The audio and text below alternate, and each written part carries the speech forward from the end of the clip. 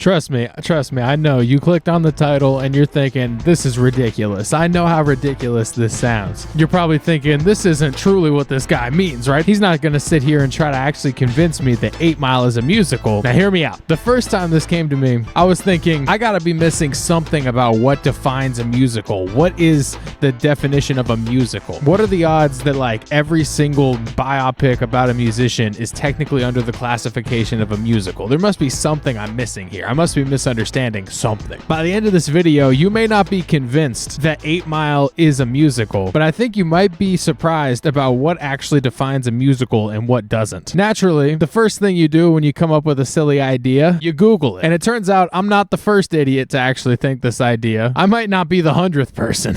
There should be a new rule on the internet. Like Rule 34, which by the way, if you don't know Rule 34, don't look it up. There should be a new rule. If it can be thought of, there's already a Reddit article about it. I think that should be a rule. Whatever. The first one I found was this shower thought. They simply just say, the movie 8 Mile is a musical, period. This was not well received on Shower Thoughts. Most people just don't agree with him, but this led me to an interesting point. One user said, so then that NWA biopic is also a musical? An NWA musical? What a time to be alive.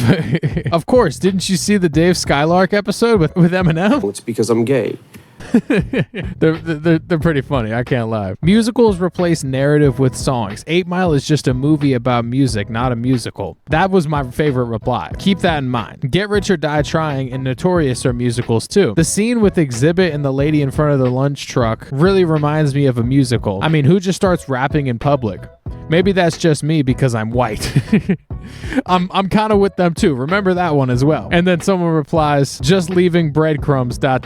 So they're not really convinced. Anybody that actually agrees seems to be pretty sarcastic. But my favorite point was the idea that musicals replace narratives with song. All right? Hang on to that. Because now I'm like, is that actually what defines a musical? So I go ahead and Google definition of musical. I figure I may as well not go to like Urban Dictionary or something. I don't even really want to trust the Google shortcut. So we go to Webster's Dictionary. What is defined as a musical? And then we get musical, noun, a film or theatrical production typically of sentimental or humorous nature that consists of musical numbers and dialogue based on a unifying plot. If we're really splitting hairs here, I really think 8 Mile fits in that definition of a musical. But honestly, this is sort of vague. Maybe we need to see what people that are actually passionate about musicals and protective of the idea of what's a musical and what's not think about this. r/musicals. These guys should know what they're talking about, right? Is 8 Mile a musical, and why or why not? Here we go. Some guy replied with the Oxford definition: a play or film in which singing and dancing play an essential part.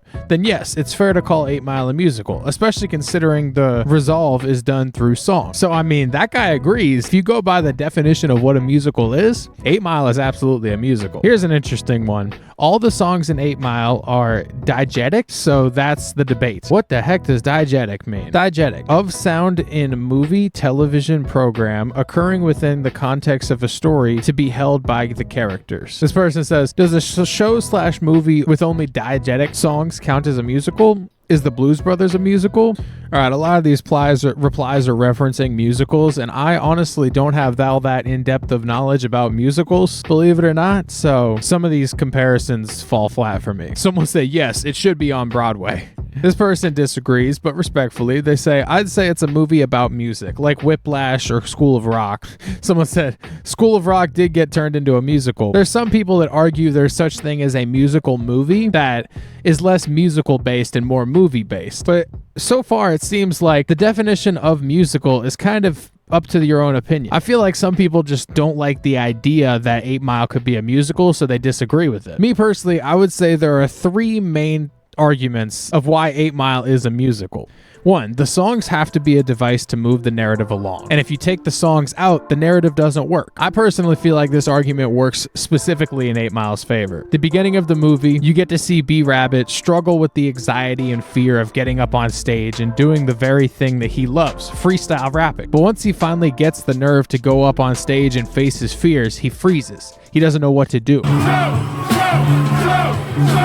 This sets the rest of the movie in motion. 2. A musical needs to have songs that are unnecessary in unnatural places where they wouldn't happen in real life. At face value, you would think this right here defines a musical and simultaneously destroys the idea that 8 Mile could be anything but a hip-hop biopic. Biopic? But I raise you the lunch truck scene. A lady starts freestyle rapping, describing her struggles in life and frustrations with her job. And her coworker, some guy, decides to join in, but aim his rhymes against her, making fun of her and the others watching around them. This leads Eminem to jump in defense. A more skilled MC manages to tear down the opposing bully and put the initial lady back in a better position to finish up what Eminem had already started. I would argue this not only develops the plot, B-Rabbit's character, and what his morals are, but also I seriously couldn't see this happening in real life. Maybe somebody just spitting freestyles, but the idea that a rap battle just naturally breaks out and then somebody heroically swings in and saves the day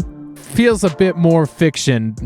Very grounded, way more grounded than most musicals. It's not like they cut out into a giant dance number, but I would argue that's not something that would happen in real life. And my third point, if 8 Mile is a musical, then isn't any musician's biopic technically a musical? This right here, I disagree strongly with. You see, in the movie Straight Outta Compton, there is a scene where they show the creation of songs and behind the scenes inner workings, but there aren't full sections of the movie dedicated to uncut song performances, like The Greatest Showman or 8 Mile. Yes, we see G-Eazy figure out his voice. Yes, we see Eazy-E figure out Jesus, G-Eazy, my goodness. Yes, we see Eazy-E figure out his voice and how to use it on a track, but they cut before you hear the entire song. And there's nobody being performative towards the camera.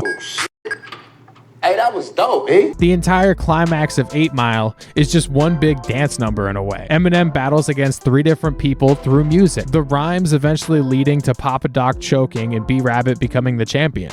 Now, if I haven't convinced you at this point that 8 Mile is a musical, I'm not sure if I'm going to. But one movie that I think is undeniably a musical, if you even semi-agree with me, is the 2017 movie Bodied, produced by Eminem for YouTube. It's pretty much the same as 8 Mile, just told a little bit in a different way. It's almost like Eminem didn't like the effect and the narrative that 8 Mile had developed in the hip-hop scene, and so he shifted his story to tell it in a certain type of way, speaking on his politics in as least offensive ways he possibly could. The movie basically goes like this. A cringe white boy at a liberal college where his father is the headmaster and this kid has been spoon-fed an easy, a white picket fence, apple pie future. He has a stable girlfriend that may not line up with all of his values, but he likes her enough. He gets good grades and always played by the rules, stayed in his lane. He's always had this nagging passion that he's never been able to ignore. His love for spoken word, poetry, wordplay, rhymes, hip-hop. He'll sneak away and go to freestyles, rap competitions, rap battles, sometimes even taking his girlfriend along. She doesn't seem to get it. He doesn't expect her to. The offensive nature and problematic contents of most freestyle rap battles turn off most at surface value. But he's always been drawn to this exact thing. It doesn't scare him away.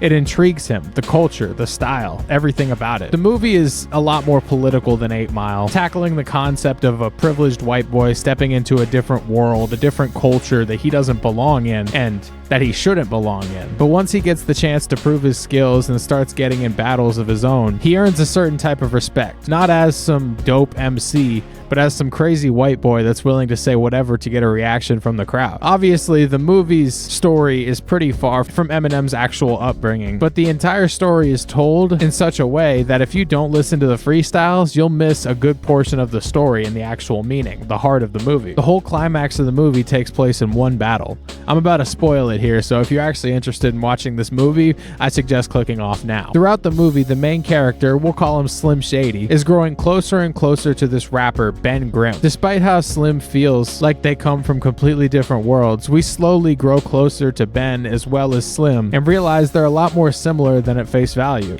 There's a moment where Ben has an anxiety attack and breaks down and comes clean to Slim about his actual life. He has a wife, a kid with respiratory issues that's sick, and he's not a professional rapper. He's a video game designer. This doesn't vibe at all with his hard shell rap persona, but he's been successful at separating the two, the personal from the bravado. When given the opportunity to go head-to-head, Slim versus Ben almost feels his hand forced to take the money, seeing as though his daughter has been going through a lot of health issues and he really needs it. Slim reluctant at first, knowing that his style of rap isn't able to keep the personal jabs out of it. He eventually agrees to help out his friend Ben. They start out light at first with simple punchlines and jabs. Eventually, Slim sees the only way he's going to be able to win is by doing what he shouldn't. He brings up Ben's personal life, that he's a video game designer, he has an uptight wife, a sick kid, and it's displayed beautifully through Ben's actor and his performance, how this takes a toll on him emotionally and breaks the trust that he had built with Slim throughout the whole movie. This breaks the bridge, the bond that can't be healed, and crosses a line with Ben. After the battle, Slim thinks that they're still good, but Ben lets him know that he respects his artistry and him as an MC, but he crossed a line that he can't fix. Though Slim becomes the rap champion,